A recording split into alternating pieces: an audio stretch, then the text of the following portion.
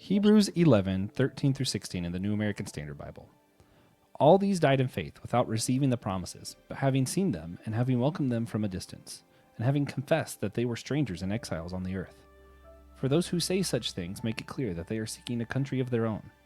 And indeed, if they had been thinking of that country from which they went out, they would have had opportunity to return. But as it is, they desire a better country, that is a heavenly one.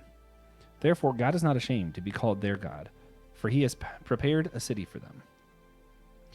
Here in this pericope of Scripture, the author has just established the importance of faith over works. He established Christ is more important than other religious characters and authorities. In this section of Scripture, the writer is talking about a greater country beyond this life. He just finished what's famously known as the Faith Hall of Fame.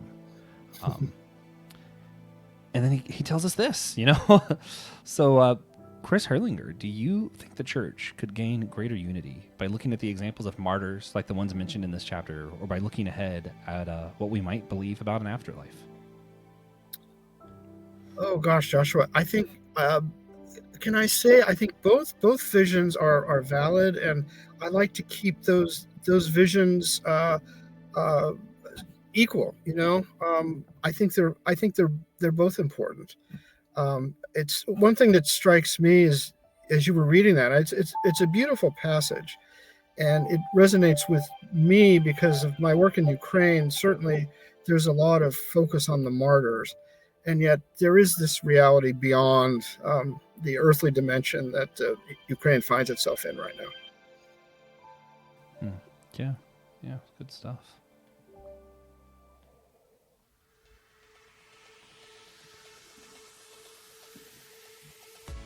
Hey everybody, welcome to the Whole Church Podcast, possibly your favorite church unity podcast. I am one of your co-hosts, the one you like the least, Joshua Noel. I can't introduce your favorite one. He is not here yet. Hopefully he makes it by the end. I guess we'll see. I haven't heard from him yet, but I am here with a special guest, Chris Herlinger. We told you about him before. We're really excited to have Chris join us. He is the author of a recent book that he's written that was... Man, I could have sworn I had the name written down here. I'm sorry. Solidarity and Mercy, the Power of Christian Humanitarian Efforts in Ukraine. I remembered Solidarity part, and then I was like, what happens next? Chris, thank you so much for joining us. I really appreciate you. No, it's good to be here with you, Joshua. Awesome. Yeah, and today we're going to be talking about his book, some of his own faith journey, and what it means to have solidarity with other Christians, and how we can think about unity in a more global sense. Sort of what we did like last week with Andrew, but a little bit more specific this go round. Make sure you check out the other Anazal Podcast Network shows. There's a link down below for the whole network, so you can see other shows in there, like Dummy for Theology that I'm on, Systematic Ecology, me and TJ are both on. Some Joyful Noises. We both have been on there before, so just check out some of the stuff there. It's fun. And then make sure, if you're not into subscriptions, you don't want to join Patreon or anything like that, make sure you consider, you could leave a one-time tip on Captivate. If you go to the Captivate website, you can just leave like $2 one time if you want to do just a gift to help us keep this show going. With all that in mind, our listeners know I always like to, my favorite form of unity is to just kind of practice the sacrament of silliness, because you cannot be super divided when you're being as silly as I like to be. So today's question, we're going to start with a silly question. If you were to go bowling with any Star Wars character, who would it be and why? I'll answer first, give you a little bit of time to think about it. I'm torn, because I know that the first thing I want to say is a bad idea. I'm going to say it anyway. I want to go bowling with Chewie. I know it would be terrible, because he will inevitably throw a bowling ball at someone. But I just can't get it out of my head that it would be entertaining to watch him chuck the ball down the lane with that noise he does. I can't do it, but it would be funny until he started throwing it at people. Chris, same question. If you had to go bowling with a Star Wars character, who are you going with? Yeah, my experience with bowling haven't been great. I have to say. I mean, I enjoy it, but I'm not very good at it. So I think I'd be intimidated by bowling with Han Solo, for example. I think he'd probably be super good, and he would be very competitive, I think. So I would, True. yeah. So I think I would have to go with Obi-Wan Kenobi Oh, that'd be because fun. yeah, I think he would be very kind and gentle, although he would probably still beat me. But He'd I be think nice about it. yeah, he'd be nice about it in a way that I think Han Solo would not be. Yeah. There's also the problem of going bowling with a force user. They could just kind of, make the ball Right, go a little bit to the left, a little, right, uh, exactly. kind of spin on it. I can't do. Yeah, yeah, yeah. I don't know what I don't know what it'd be like to bowl with Princess Leia. Uh, That would I don't know. yeah. My She'd be wife might not like that. yeah she'd be kind of the wild card in this, I think. So Yeah, for sure, for sure. Well, one thing that we've seen that really helps engender Christian unity that we've learned on our show is just kind of hear one another's story. So we was hoping you might share some with us about your own faith journey, getting to where you are now. sure. Just a little title bit. I'm a journalist. I'm a international correspondent for Global Sisters Report, which is a project of National Catholic Reporter. We're not part of the Catholic Church, but we cover the Catholic Church. Um, and um, I've had this job almost 10 years, and I cover the work of sisters, like at the UN, for example. I'm based here in New York, but also globally. So I've had a lot of experiences through the years. Most recently in Ukraine, but other parts of the world, the Middle East, Africa, Haiti has been a particular point of concern for me. So these are it's a this job is a culmination of more than, let's see, how many years, 40 years of experience as a religious journalist. I started out as for about 10 years on newspapers in Minnesota.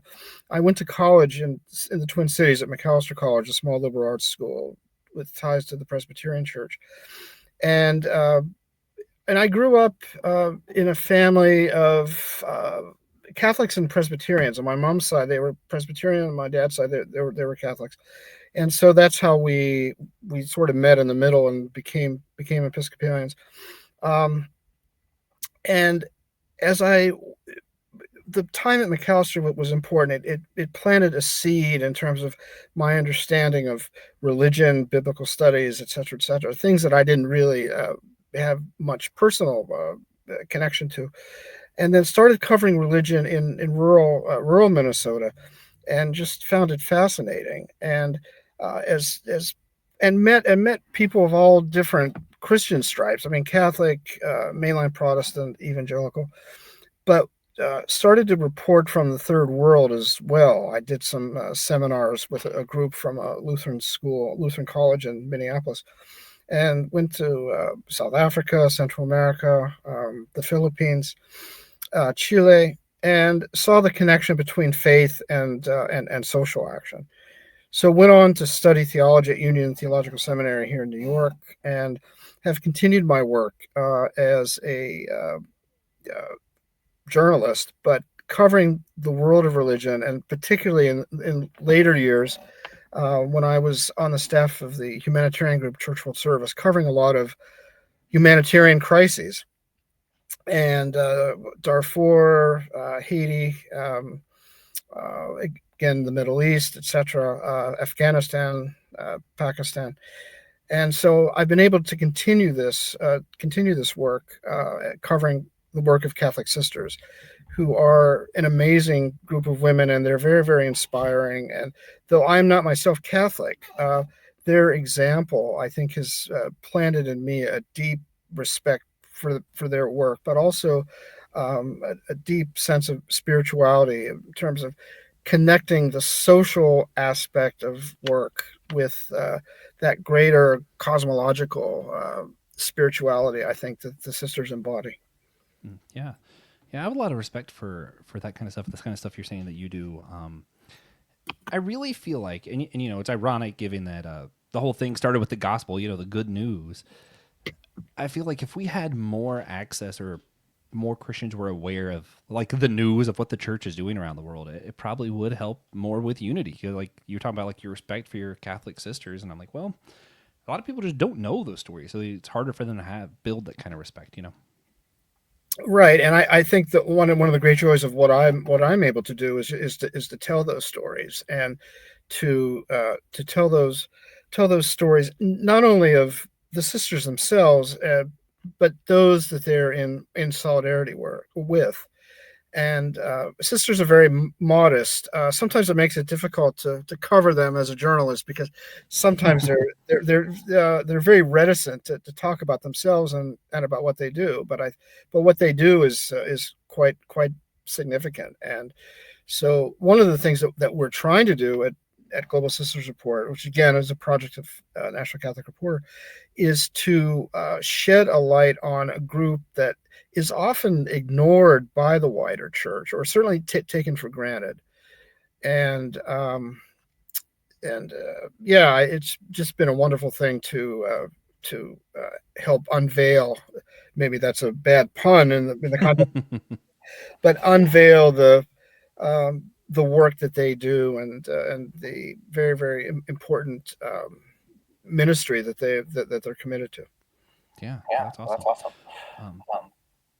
We're going to get to some of the specifics around that later on. We're talking about your book. But first, another thing we like to do on our show, something we call our speed round. We are not the first people to come up with a segment called Speed Round, but that's fine. Sure. We own it. But just to help our audience and ourselves get to know you better, and where you are theologically, the whole church embodies a bunch of different people with a bunch of different beliefs about God and Jesus and atonement and all these kind of things that we still think constitute the church. When we say the church, doesn't mean everybody is conformed to one belief, but the unity, involves different beliefs. So we're going to go through a few different questions here. The only two rules: I can't ask any follow-up questions unless they're written in, which I wrote one in. And you are limited to a single sentence. So if you can't answer in a sentence, you could say skip, and we'll just not do that question. No, as I told you before we started, I wrote these down, but I was able to keep them, I think, all in one sentence. So I think we're good. I think we're good. Yeah. So we will see. Hopefully we can do it. My problem is not asking follow-up questions. It's hard. Understood. All right. Number one, who or what is God? I say God is creator, understood by those in my faith tradition as a Trinitarian God. Mm-hmm. What is salvation? I really had a hard time pondering. This was a tough one, but what I reflected and came up with was, I would describe salvation as a free gift from God to better ourselves and better our world in solidarity with each other. What is the significance of baptism and the Eucharist? I think the significance of baptism, is to enter a family, the wider Christian family. And I think to sustain that role in the family, you need the Eucharist. Mm-hmm. And what authority would you say Scripture has? I would say it's the revealed word of God through human reflection. Mm-hmm. And same question about tradition. What authority do you believe tradition has?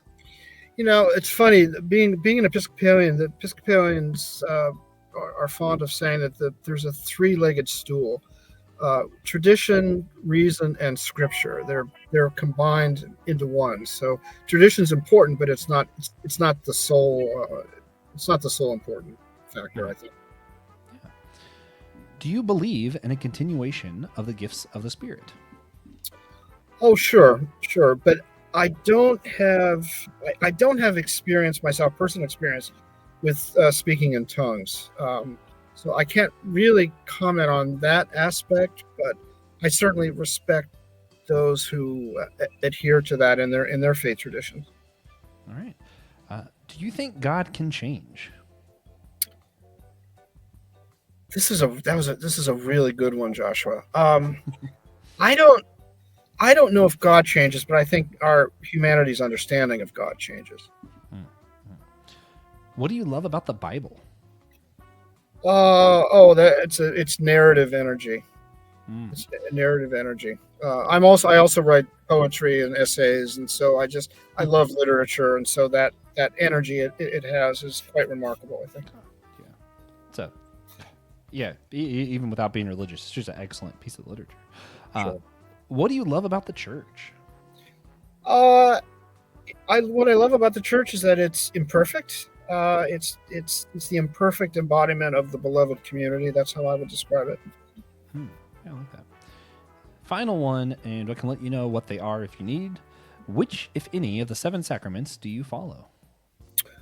Uh, I would say the first three that you mentioned. I mean, you put down on the question: baptism, Eucharist, and confirmation. All right. Good stuff. Good stuff. That's the speed round. We made it. We successfully Great. did it. No, that's I wonderful. didn't ask any follow-ups. Everyone should be proud. That's why TJ usually does that. I'm terrible at that. But recently, you've written a book, "Solidarity and Mercy: The Power of Christian Humanitarian Efforts in Ukraine." We talked a little bit about your work previously, but what would you say inspired this specific writing? Well, I was in my job, I cover international conflicts. I guess that's one thing that I do. So in February 2022, I was actually in Germany, and on vacation, actually doing a writing project. And so I was there when the full scale invasion began.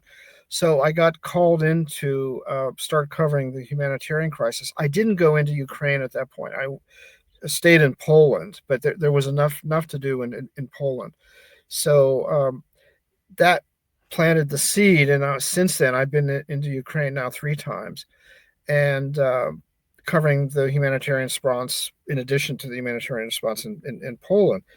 But it was just it was a big story, and it deserved coverage, and it deserved the kind of coverage that we like to give a subject, which is focusing on what faith communities are doing and what their humanitarian work uh, is doing to help refugees and others.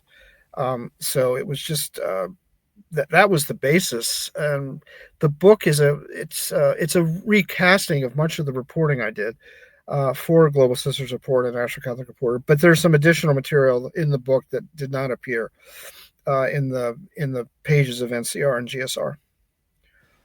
You use the word humanitarian, and we've said a few times already. Um, Sometimes that can be kind of broad, and people might have a little bit of different ideas of what that might mean. So, could you just specifically, when you say Christian humanitarian efforts, what do you mean by humanitarian?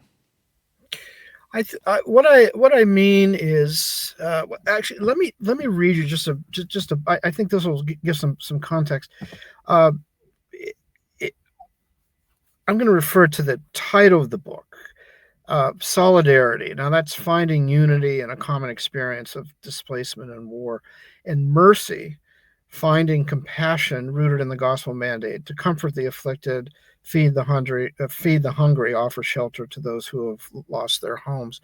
Um, it's uh, I think humanitarian is simply trying to help human beings at a particularly challenging moment.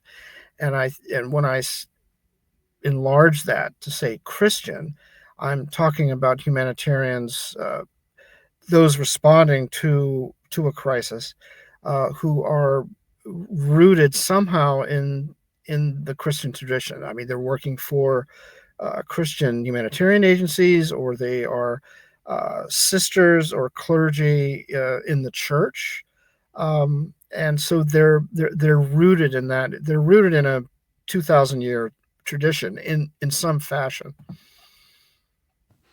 Yeah.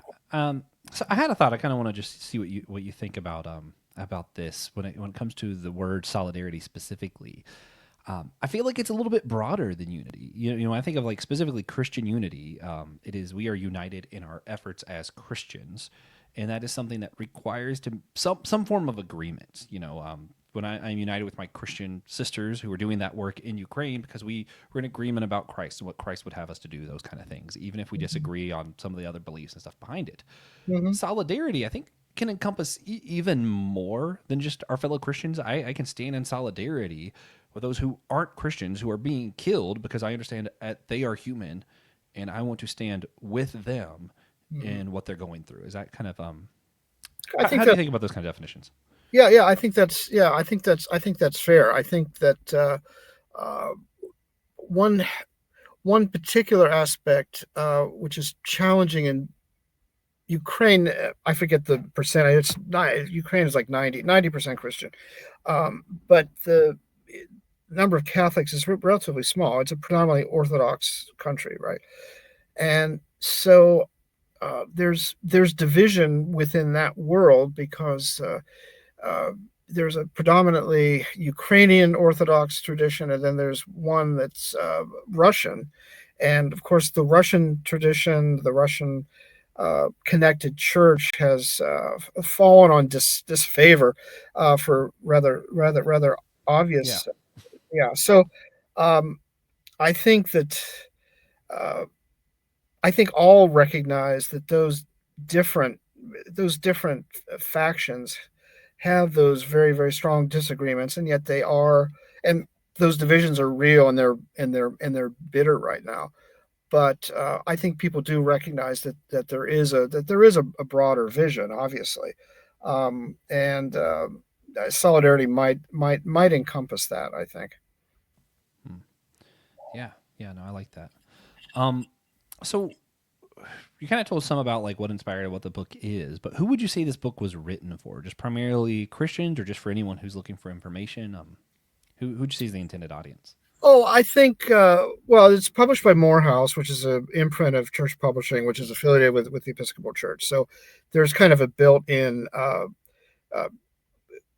Christian designated audience. That's the market, but I would say that uh, there's enough in the book to be of interest of those who don't follow any faith tradition. And I have friends who are not identified as Christian who have told me that they like the book, and it helped them understand what the role of the church and what these humanitarian efforts are like. I do try to place it in a broader tradition. There's of course a secular tradition as well that has to be acknowledged. Although a lot of secular humanitarianism has its roots in religious tradition. You know, it's like a Hmm. lot of liberal arts colleges in the U.S. Um, don't they're not necessarily self-identified like my alma mater, McAllister College. Doesn't proclaim itself as a Presbyterian college, but its roots are in the Presbyterian tradition. So I think a lot of humanitarian groups, many of them trace their histories back to some kind of religious tradition. Mm. Yeah, yeah. Would you say though? I mean, I would think that this probably isn't written for Christians in Ukraine who are experiencing it. Would you say it was more written for like an American audience or just Oh, anybody? oh, sure. I mean, I, the book is I acknowledge this in the beginning of the book. I mean, the book is very uh, partial. I mean, partial in the sense that I'm an American journalist. I was covering predominantly the Catholic world, although there's some reporting about the evangelical Protestant efforts as well. I was happy to get some of that in. But no, this is a book written by an American. I think primarily for American Christians. I would love to see it published in Ukraine, though. It would be that would be a marvelous thing. There's Yeah. no talk about that, but it would be wonderful to have it published in Ukrainian. I did an interview with actually an English language Ukrainian publication, and so there will be some lifting up of the book in Ukraine itself, which is nice. So. Yeah, yeah. I mean, I could see that too. I I think it would be great. This is just like a what if scenario. I think it'd be great if someday we did get like a book of like Christian humanitarian efforts in America, because I feel like a lot of America doesn't actually know what the church does for fellow Americans. I think it might be useful to have that kind of thing as well. Yeah. I think you're right. I think you're right, and that spreads again. I mean, Christianity in this country, we know it's a very, very big tent, and so it's groups are doing all sorts of work, and Mhm. of all different types. So, and I mean, most of it I think is very, very good work. Mhm. Um, I can't imagine there's sometimes critiques of humanitarian efforts which um, are valid, I think, but I can't imagine a world without these groups, right? I think the world would be much poorer without humanitarian groups, and with particularly Christian humanitarian groups. Yeah. You think there are some valid critiques though? What might those be? Oh, uh, one one of the critiques has been, and I let me pull my focus away from Ukraine and talk about another country dear to my heart. Probably the two countries dearest to my heart and my work have been Ukraine, number one, but number two, Haiti. Um, Hmm. yeah, there's been a long standing criticism of groups in Haiti that they're many of them, the critique goes, are more concerned about self preservation, and maybe not enough in terms of actually. There are good efforts to try to get aid to people, Hmm. um, but sometimes there are so many challenges in Haiti getting aid to people, and sometimes the groups just don't get to where the real problems lie. I think one of the other critiques, there's so many structural changes needed in Haiti that sometimes what presents itself as aid is the what's the phrase I want. It's not addressing the real structural problems within Hmm. the country. Yeah. So the criticisms are less that we're doing the efforts and more that there might be more effective efforts. Is that kind of Yeah, I think that's it. Yeah, some of that? I Okay. think that's largely it. Yeah, yeah. Interesting. So back to Ukraine. What ways would you say that we might be able to uh, increase church unity or grow stronger in our solidarity by, as a whole church, globally, just by understanding the Christian humanitarian efforts that are happening in Ukraine? Well, I think just opening our eyes to what is happening. We I don't have to tell you. I mean, the last year in our own domestic situation has been, really, really fraught with so many political battles, um, and there have been other international events. The war in Gaza, for example. I think that took away some of the attention that Ukraine has, I think, deserved to have. So I would tell people, pay attention to Ukraine, uh, but pay attention to what churches are doing and what they're saying, and how they continue to respond to humanitarian needs in the country. Yeah, and we asked a guy last week who he's part of the Open Doors program in Canada, where they kind of keep track of like martyrs and stuff around the world and trying to get efforts to different Christians. Hmm. One of the things I hear a lot is why should our local churches care about things happening in these other countries when there's so many problems right around us that we could just spend our efforts there? So I guess the question would still be kind of the same thing. Like, why should people read about Ukraine or care about what's happening there when there probably is plenty of issues for them to care about in their own city? Well, I mean, I understand the critique. I understand the critique, but I can say, just based on what I saw, in terms of what the sisters I know were doing, they Mm. were um, they were getting aid to people. Sisters are great at actually getting aid, um, getting the cleanup kits, clothing, and Mm. food. But food for I mean, food and medicines, even for soldiers. I've been in touch with a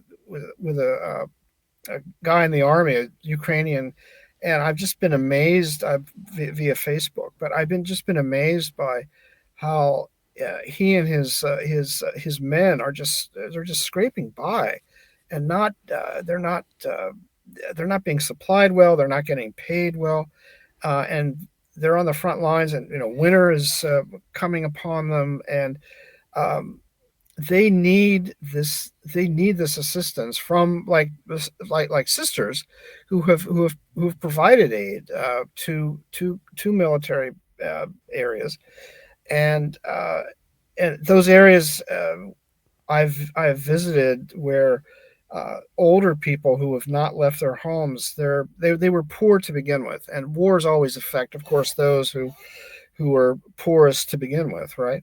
And so that aid is that money that the sisters receive from the U.S., from countries in Europe, that helps them, and that helps them get assistance to people who need it. I would simply say these are our brothers and sisters in Ukraine, and there are. You're absolutely right. There are abundant needs in our own country, but I will say in these contexts like Ukraine, I think the situation is really desperate, and I think that international, again, to use the word solidarity, is something that is good and needed and warranted. So Yeah, yeah. Just because they're further away doesn't make them any more or less child of God, I guess. right, right. Yeah, There are brothers and sisters, and they are our brothers and sisters in Christ. So yeah. I too think, just answering my own question, I guess, um, and not to make this an American problem, but I also feel like when we have like 20 churches in one city, if our churches worked together better, we could probably have some of the churches caring for our city and some of the churches sending efforts and supplies over to Ukraine mhm, and different things. So I think mhm. there's no reason to limit the church when we have so many churches in our country. I think the only reason it does happen is because we're not working together, and maybe that's why we do this podcast. But Well, no, no, um, no, and no, no, and I remember from my time at Church World Service, we had more than 2 dozen denominations working together, and that's not granted. It's not an easy thing to do, and it it's not easy coordinating, right? um, and bringing people together. But once you do bring people together, and once you do coordinate, the response to those who need it just works more and more effectively, rather than Church A going off and doing its own, and Church B doing its mhm, thing. So yeah, I yeah, think that kind of communication across denominations is very very good and very very important. yeah, and what I'm leaning more into these days too, is just kind of realizing we are all entangled. What happens in Ukraine is going to affect other countries, including our own, even if we don't see Exactly, it directly in that moment. Just like exactly. what happens to me is going to affect my wife and all the people she's connected with. Like Sure, there's exactly. ripples, and none of us are an island unto ourselves. And So, you stole my words. I was actually going to say something like that, but you said it. You sorry, said it. my bad. No, no, no. You said it. You said it beautifully. No, that's absolutely right. And we have to recognize those ripples that can prompt us to act in solidarity again with our brothers and sisters. Yeah, yeah. So, if you could tell our listeners right now just one thing about the condition of the church in Ukraine today, what would it be? Well, as I said, I mean they're having problems because of this this Invasion? Yeah. Russian Ukraine dynamic. I mean, which is very it's understandable, but it's very troubling. Hmm. Um, I think overall, they are still in a season of Lent, and they're looking for the hope of Easter, the hope of resurrection, right? But they're eh, they can see it in the distance, but they're still very, very far away from it. Hmm. So that's how I would describe it. They're waiting in anticipation of something good. Yeah. And I can't say right. I mean, what happens? It's going to be fascinating to see what happens in the next few months with the new administration in the U.S. And Mhm. um, uh, we'll see. We'll see what I think there will be some change in the war because of what's ahead. But I don't know. And it's still a very precarious and dangerous situation. Um, so Yeah. I certainly plan to pay a lot of attention to Ukraine, but I have I have personal reasons for doing that. So Yeah. personal and professional reasons. Yeah. I personally, I've been kind of afraid and worried what's going to happen with that situation, just with, the incoming president, Donald Trump, having close relations with Vladimir Putin, who I think it's safe to say is a bad guy. Um, I do worry, and I can only I would say, imagine yeah, that the yeah, Christians in Ukraine are probably even more worried. yeah. I've done some reporting on this, and this was before the election, but just anticipating what might happen. And yeah, some of my sister contacts were very very worried about about President-elect Trump and the relationship with Putin. And yeah, that's very very very worrisome. Uh, sometimes things can change. We saw that with Nixon and China. Hmm. Things can happen that surprise you. So it's possible something good could come out of all this. But I right now I'm worried because of like my Ukrainian friends would say they're very very worried about Putin and Putin's relationship with President-elect Trump. Yeah. And I don't want this to become a political No, podcast. no, no, sure, sure. I know there's lots of people who disagree with me who listen to this and who I'm friends with about Mhm. certain things. Sure. But just out of moral obligation, I still feel like it's necessary to say I do also think Donald Trump is just unambiguously a bad guy. I think he's one of the villains of our story that is humanity today. But that's just me personally. Hopefully, I'm wrong. But just felt like I needed to at least state that. Going back to Ukraine, humanitarian efforts, all that stuff. Are there any questions that you think we might have missed that people might really want to know about you or the contents of your book? Also, we're going to plug where to buy it. But first, is there anything else you think people might want to know? Well, one thing that, well, first of all, I hope this prompts some people to buy the book. I hope that's the case. Yes. Sure. But something that is developed throughout the book is constant references to Ukrainians being very, very steadfast in their belief that that their cause is right. And there's a whole chapter in the book that focuses on the history of some historical context for at least the 20th century history of Ukraine and its relationship with Russia, aka the Soviet Union. It's a very troubling relationship, and it's and people have felt. I mean, there was I mean, most prominently there was a famine which killed millions in the 1930s because of Stalinist policies, and that really made its mark on Ukrainians. And so when Ukrainians speak about this resolve to win the war, um, I mean, I'm not in favor of war by any means, but uh, after 2 years of reporting, I better understood why this resolve is just so important to people. Yeah. So I think and people may be asking after we're approaching almost 3 years now. People may be in the U.S. may be asking, and it's a legitimate question. I mean, why can't the war end? Why can't the Ukrainians um, just say we're going to give up this territory that the Russians have captured? Isn't that going to be better for world peace, for example? I understand the point. I understand the point. But when you look at it from the Ukrainian perspective, they feel that uh, they're never ever going to be in any kind of security in a secure situation without them saying to Russia, no more, no more. And so that I think that resolve is very, very important to understand. Yeah, yeah. Um, so how would I want to get to the book, but how would people who are interested? Is there a way for us to help in the humanitarian efforts in Ukraine that you can point people to? Oh, I mean, I think there are plenty. I mean, there are plenty of groups that are, I think, doing good work. I don't have a list in front of me, but I will say, I mean, Catholic sisters or congregations, I can vouch for the fact that money given to them helps them get aid to people who really really need it. I mean, I've seen this firsthand.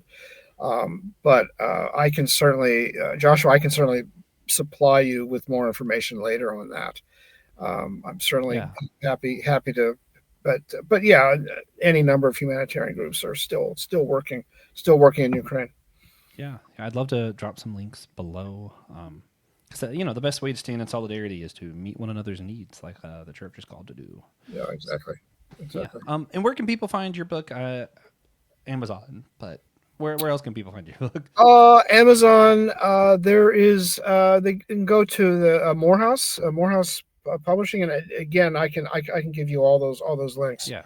But certainly it's on Amazon, and sure, we'd love to have people buy the book from Amazon if they want, or from other independent or from independent booksellers, certainly. Yeah, yeah, no, I appreciate that, and I do hope everybody checks this book out and takes the time to read and consider helping some of these efforts that are going on there in Ukraine, so we can stand in solidarity and mercy together. You know, Sure, but exactly. so one thing we do like to do before we wrap up or anything else, as we start to end our show, is to just ask for a single action. If there's something tangible that you think people could go do right now that would help better engender church unity, what's one practical thing our listeners could go do right now? You mean in the context of Ukraine, or just church unity as a whole? It's about church unity as a whole, as we do that at the end of most episodes, but you could answer it just in context of Ukraine if you'd like. Well, I mean, maybe 2 points on Ukraine. Just pay attention to what's happening, and there uh, there there are a lot of there are a lot of websites, like Ukrainian websites, which are doing good in English, doing good work, and they'll offer a perspective on the situation, which I think is good and valuable. In terms of the broader question, I've been to in the last few months. I've been to a couple funerals. My aunt and uncle, they were both evangelical Presbyterians in South Carolina, and then a mother of a good friend of mine here in New York. And what what struck me about both experiences, with or all three experiences, was that when someone dies, you get the full measure of a life, right? And that life is told in the context of kind of a wider story, right? And in the case of particularly my aunt and uncle, the wider story is the Christian story. And there at the funerals were people of all political stripes, liberals, Democrats, Republicans. Um, I think that in this very polarized time for our own country, I think we need reminding of that reality, that there are these things that unite us, and that unite us as people of faith, or people who choose not to affirm any faith. But there are these bigger realities that I think that have to be appreciated, and maybe that's one very very small step toward Christian unity, I think. Yeah. And as we all start to know one another and kind of understand these realities better, what do you think would change in the world? Well, I think in our own country, I mean, I think we have to just lower. I think we have to lower the temperature right now. And I think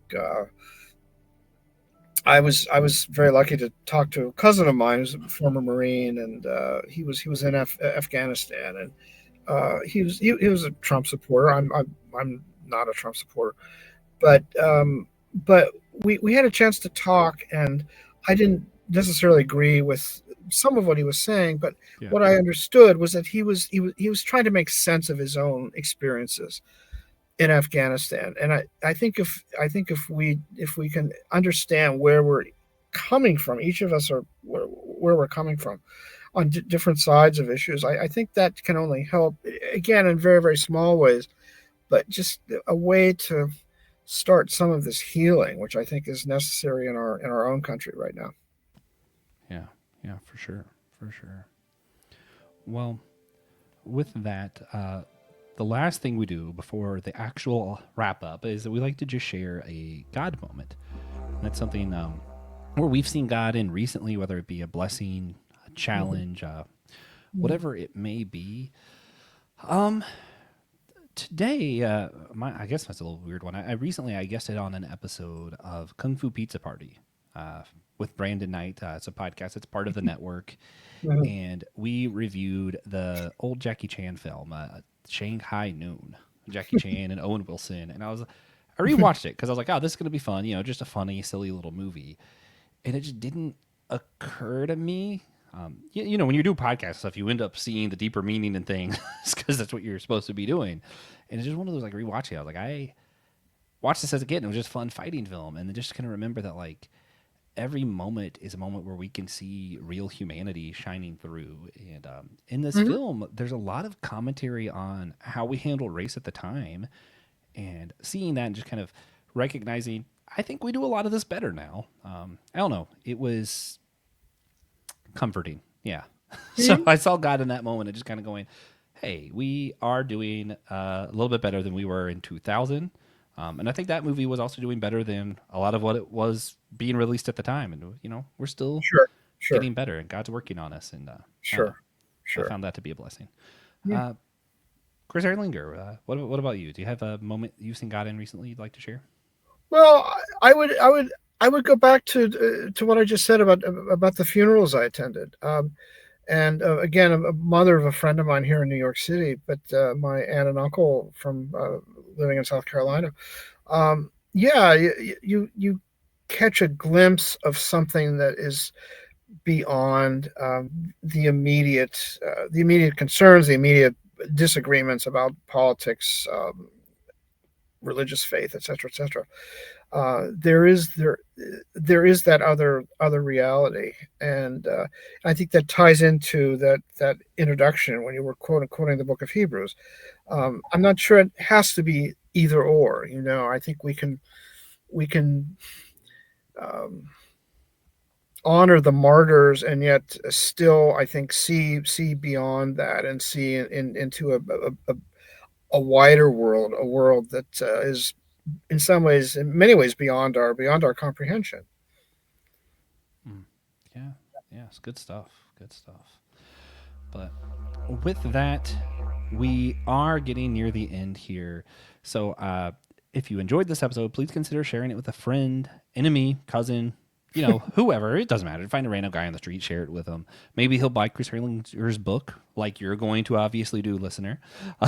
Um, That's so. it, yeah, yeah. Also, make sure you check out the other shows on the Anazal Podcast Network. We mentioned a few of them here: Kung Fu Pizza Party, Systematic Ecology, Let Nothing Move You. We got a lot of good stuff over there. I think it's worth checking out. If you like pop culture or the Bible or theology or pretty much anything, there's something there. Again, remember, you can leave a one-time tip on Captivate if you don't feel like doing the subscription thing. I think that's a good alternative. And I was going to say the wrong thing. I'm not used to doing this part. Sorry. But guys, we hope you did enjoy this. Next week, we're going to be talking with James McGrath about the differences of the historical John the Baptist and the biblical John the Baptist, and whether or not those differences matter. After that, we will be joined once more by Dr. Tom Ord, to discuss some of our differences of opinion around using language about the mystery of God or the mystery of the divine, however you want to say it. After that, we're going to be joined by Father Jonathan Rosmini, some other return guests, to discuss differing opinions about original sin. And finally, at the end of season 1, Francis Chan will be on, maybe, if someone tells him and he gets informed about it, because no one's told him yet. But, someone will eventually. You don't shirk from the big topics, Joshua. we try not to. I mean, my goodness, original sin, that alone is that's a mouthful. So anyway, Father Jonathan's Orthodox, so they don't even prescribe to that. So okay, it'll be interesting to see how he addresses it. Yeah.